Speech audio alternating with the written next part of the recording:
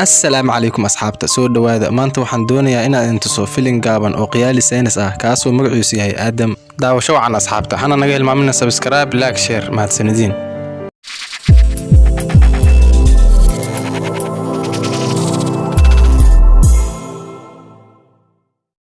filimku waxa uu ku bilaabanayaa Aadam oo maskaxiisa dib u soo laabatay asaga oo ogaad inuu ku xiran yahay qol mugdi ah qolkaas oo aad ugu wareegsaneed koronto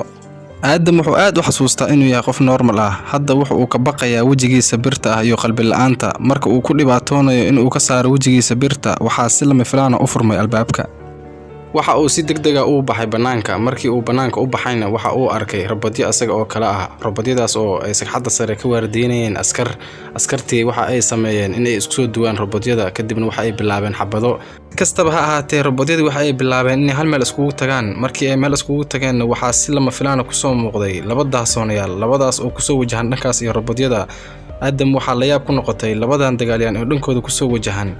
labadii daahsoonayaal waxa ay u imaadeen robotyadii markii ay u imaadeen mid kamid ah daahsoonayaasha ayaa waxa uu sameeyay waxa uu dhulka ku taagay warankiisii wuxuuna dhankaas iyo robotyada u taagay gacantiisii si uu masaxo macluumaadka ku kaysan qalbigooda intaas kadib waxa ay bilaabeen robotyadii in ay daba kacaan labadii daahsoonayaal ayaa u kaxeeyay dhankaas iyo qasrigooda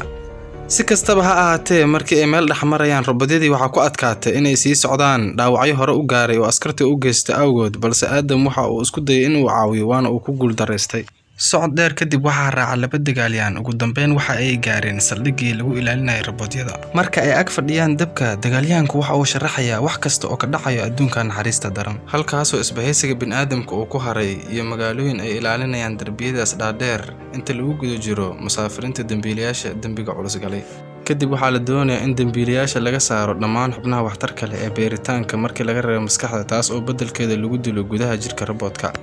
qarniyo hore ayaa dad badan oo dambiilayaal loo musaafiriyay saxaraha haddaan loo gurman oo aan laga soo abaabulin jabhadda uu hogaamiyo muraayada martida loo yahay kaasoo run ahaantii akhri kara waayihii dambiilayaasha isagoo muraayada hortaagan awoodiisana la dareemi karo Aadam waxa uu bartay inuu yahay maxbuus siyaasadeed oo lagu soo eedeeyay khiyaano qaran iyo argagixiso shakhsiyadiisa darteed dagaalyahanku wuu xiiseeyaa Aadam